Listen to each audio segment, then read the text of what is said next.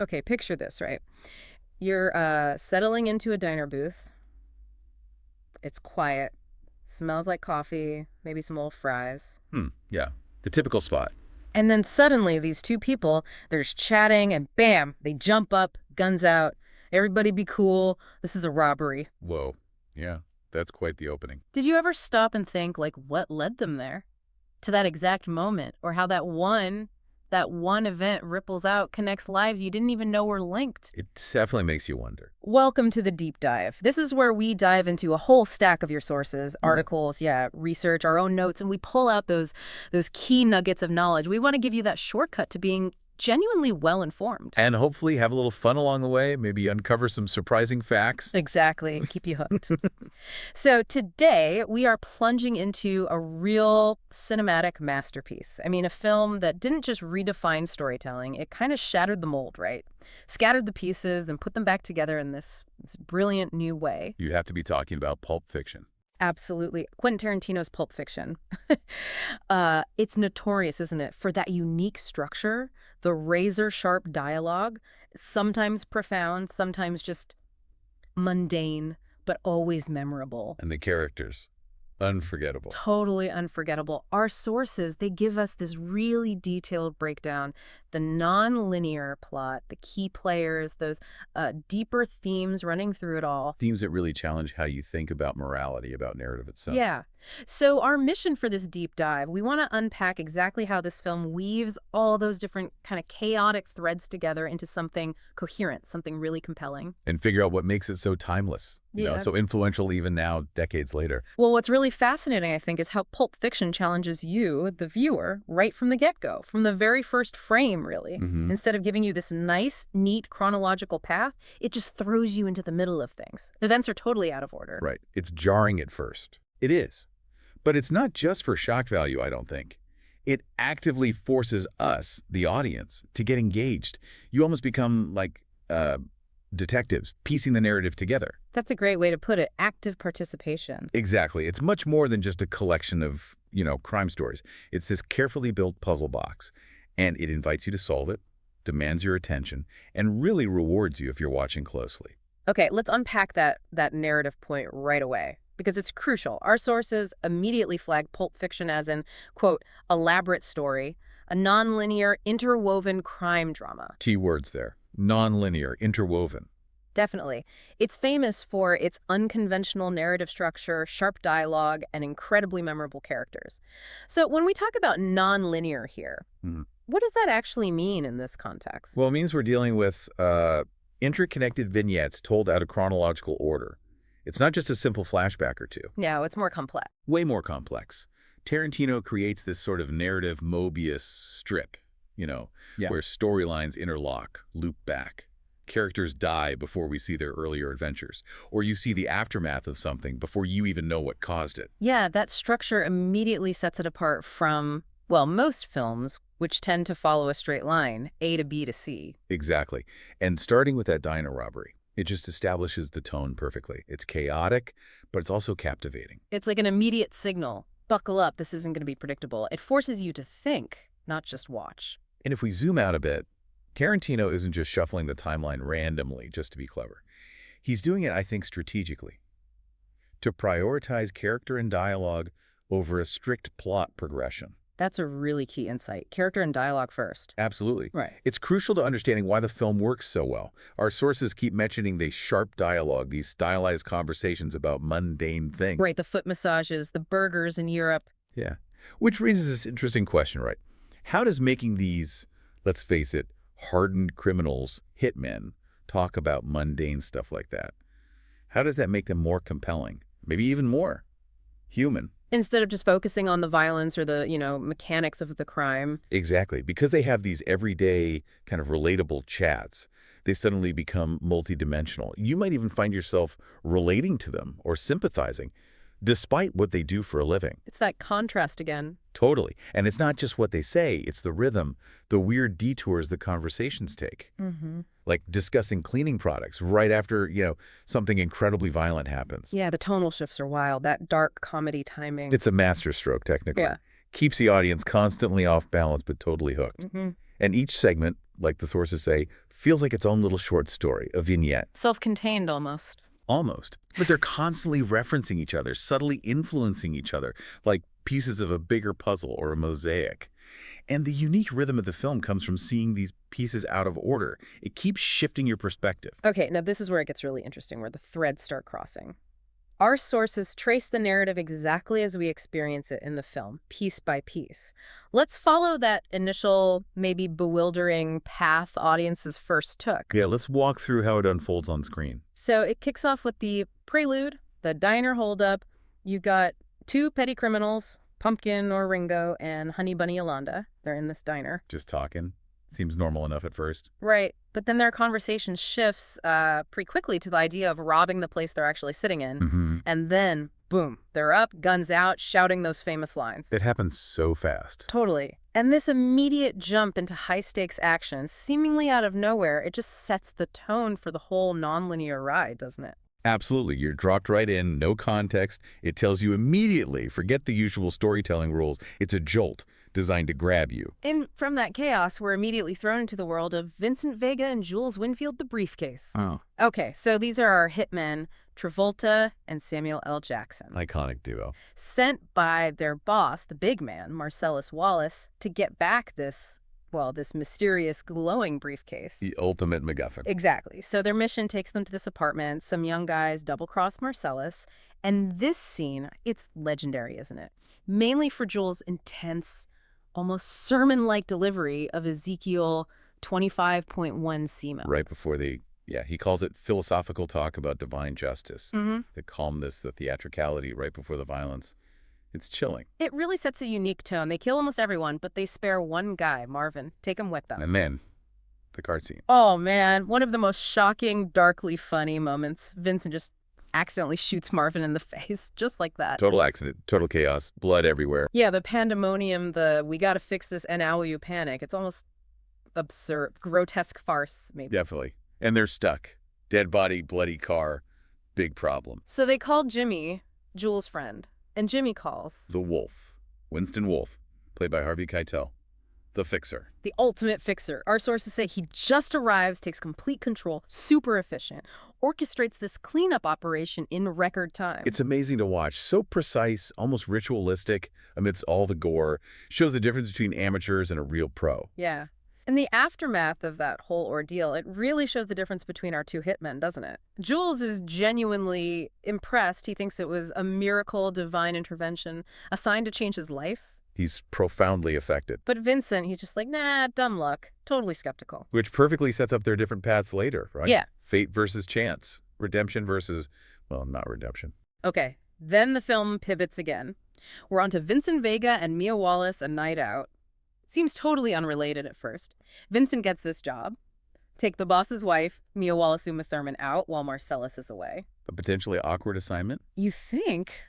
Their destination is Jackrabbit Slim's, this incredible, 1950s-themed restaurant. It's pure pop culture nostalgia. Every detail is a reference. And that's where they have the dance scene, the twist contest. To Chuck Berry's You Never Can Tell, it's become absolutely iconic. Just this moment of pure, cool, playful tension between them. But the night doesn't end smoothly. Not at all. Back at the Wallace place, Mia finds Vincent's heroin, thinks it's cocaine, snorts it. Oh, God. Instant overdose. Yeah.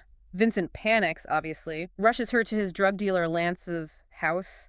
Desperate scramble to save her. Which leads to that scene, the adrenaline shot. Right to the heart. It's visceral, jarring, unforgettable, a real shock to the system. A truly near-death experience for Mia, and incredibly stressful for Vincent. Definitely bonds them in this terrifying secret. Mia agrees, not to tell Marsellus. Yeah. They part ways super awkwardly. You can feel the weight of what almost happened. Yeah, that whole sequence is just... Yeah. Wow. Unexpected intimacy, then sudden crisis, shows their vulnerability and the film's total unpredictability. Then we shift gears again into the story of the Gold Watch Butch Coolidge's reckoning. Butch, the boxer, Bruce Willis, he's been paid by Marsellus Wallace to throw a fight. If he doesn't? Nope. Big act of defiance. He double-crosses Marsellus, bets on himself, wins the fight, but actually kills his opponent in the ring. So he's in deep trouble with Marsellus, and he's just killed someone. Needs to get out of town fast. Exactly. But just before he leaves with his girlfriend, Fabienne, he realizes, oh no, he left something vital behind. His father's gold watch, a treasured heirloom. Ah, the watch. With that incredibly bizarre, detailed backstory from Captain Coons.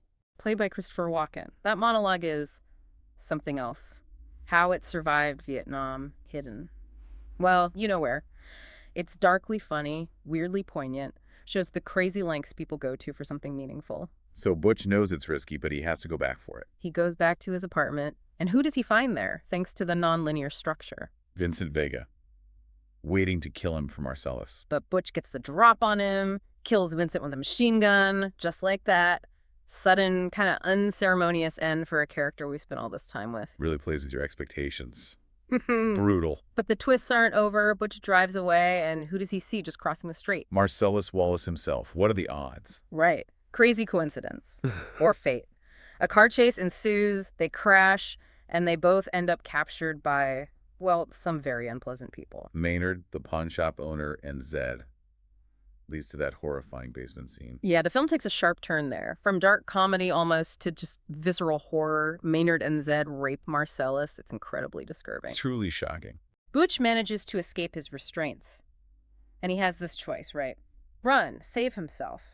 Or go back for Marsellus, the guy who wanted him dead just moments ago. A real moral crossroads. And he chooses to go back, finds a samurai sword in the pawn shop, another amazing detail, and saves Marsellus. A weird moment of heroism from this flawed guy. Unexpected, definitely. So Marsellus, grateful, tells Butch basically, we're even. Disappear. Forget this ever happened. Mutual silence, mutual escape. And Butch gets away with Fabienne on that stolen chopper. What is it called? Zed's dead. A grim little final touch. Seals his violent but somehow redemptive escape. Okay, so what's really fascinating as we've walked through these story threads is how they start to intersect.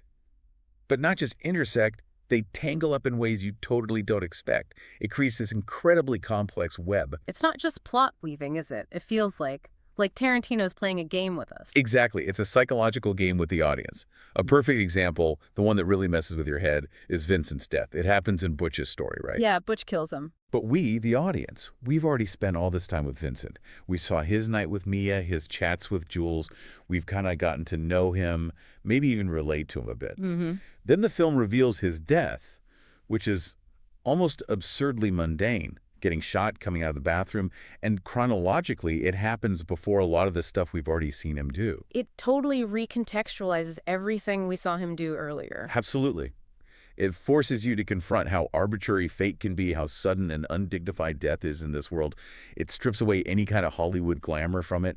It feels brutally real, even though the timeline's messed up. So it really makes you think, doesn't it? Like, does seeing someone's end before you see their whole journey, does that change how you perceive their life, their choices? It has to, right? It adds this layer of like tragic irony. You watch him talking about burgers, knowing he's doomed. It makes those casual moments feel more poignant, maybe, because we know what's coming, even if he doesn't. Okay, so we've experienced this wild, jumbled narrative.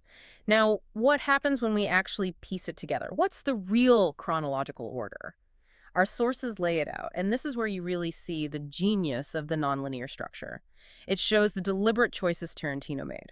Right, seeing the actual timeline reveals why he shuffled it the way he did, for maximum impact. Let's walk through it, the actual ABC timeline, and you'll see how different it feels. Okay, first, chronologically. Vincent and Jules retrieve the briefcase from the apartment. That's the actual start of their day's events. The initial mission. Seems straightforward enough, despite the Ezekiel speech. Following directly from that, Marvin gets accidentally shot in the car. Then the wolf comes in for the cleanup. That's the immediate aftermath, concluding that morning's violent business. And critically, this is before Jules has his big diner revelation. But after the event, he considers a miracle. Next up, in the real timeline, Vincent takes Mia out. Jackrabbit Slims, the dance, the overdose, the adrenaline shot. So his date night happens after the messy morning cleanup with Jules.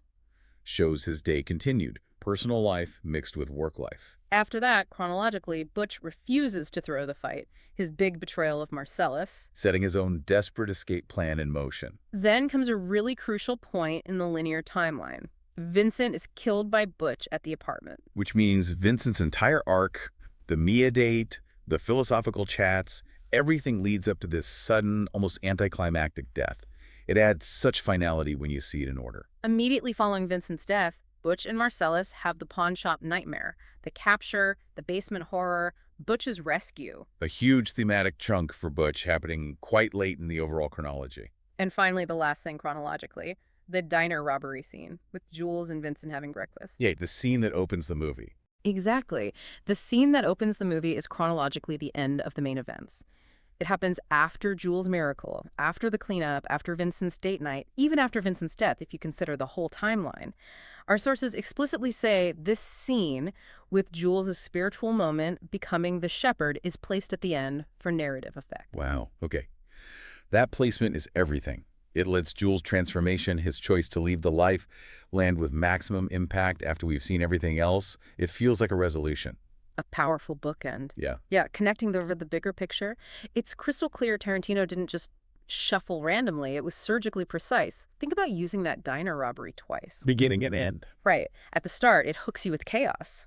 At the end, with Jules' transformation, it provides this powerful sense of closure, of thematic resolution. Even though the film's structure is messy, that ending feels earned because of Jules' journey. It makes his choice feel like the real climax. And it totally affects character development, like we said.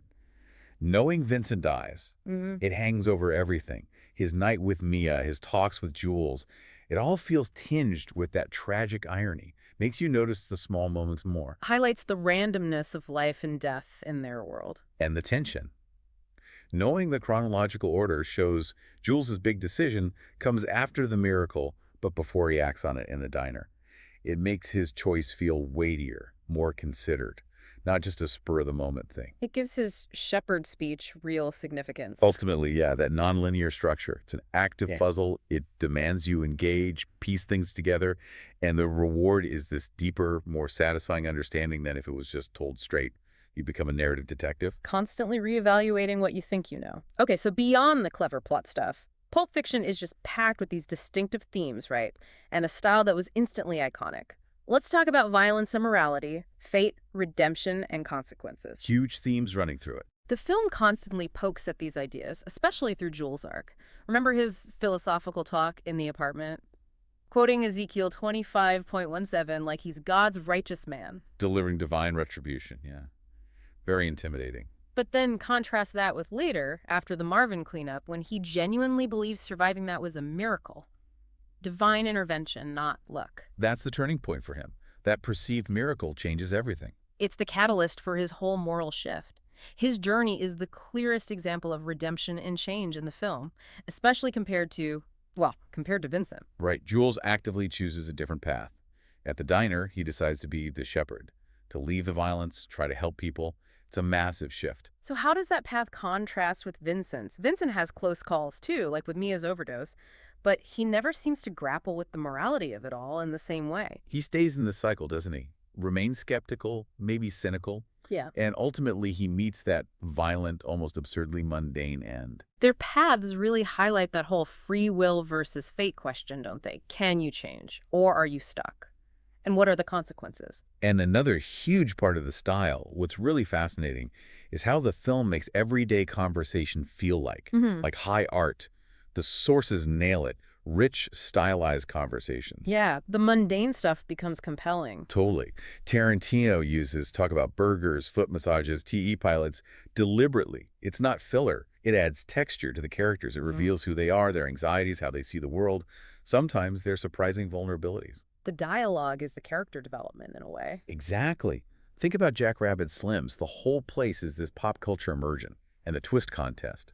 That ordinary moment becomes extraordinary, defining the film's charm. It's not just what they say, it's how. The rhythm, the unexpected turns. What it reveals when their guard is down, making the banal captivating. And then you have to mention the mysterious briefcase. Ah, yes.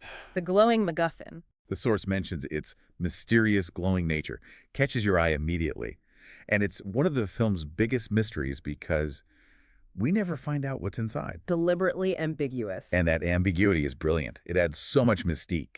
The briefcase becomes this perfect MacGuffin, vital to the characters, drives the plot, but what it is doesn't actually matter to our understanding. But his focus stays on how the characters react to it, their greed, fear, reverence. Exactly. Which makes you wonder, right?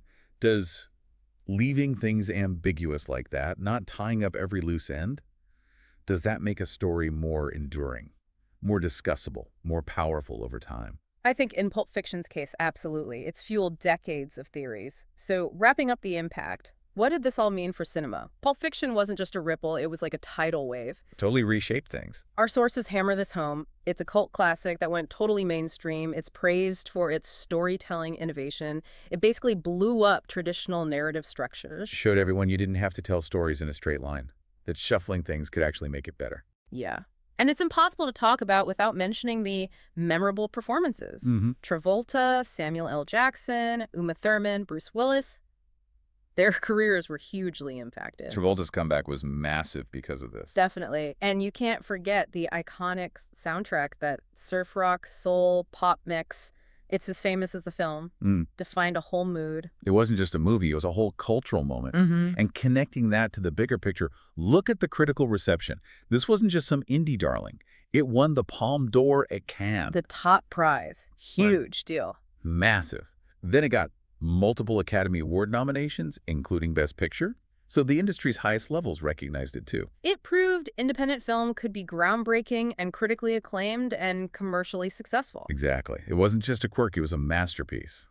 Which leads to the question, how did Pulp Fiction pave the way for everything that came after? All those non-linear films, character-driven crime dramas. The whole Tarantino-esque thing became a genre descriptor. Right. That mix of sharp dialogue, jumbled timelines, pop culture, stylized violence. It set a new bar. Dared filmmakers to be bolder and audiences to be more engaged. Its influence is still undeniable today. So we've really taken a deep dive into Pulp Fiction today. We've untangled, or maybe retangled, that brilliant non-linear narrative, appreciated those unforgettable characters. And dug into the themes underneath it all, violence, morality, that chance for redemption, and yeah, the surprising power of just talking about burgers. You know, this film really does invite us to think about how we approach stories, how we process information, piece together meaning. It's a great reminder that sometimes how you learn something, the order of it, is just as important as the information itself. Yeah. It makes a whole experience richer, more challenging, and ultimately, I think, more rewarding for you, the viewer. So here's the final thought to chew on. After seeing the actual chronological timeline laid out, do you think Pulp Fiction would have had the same impact, the same legacy, if it had just been told straight A to B to C?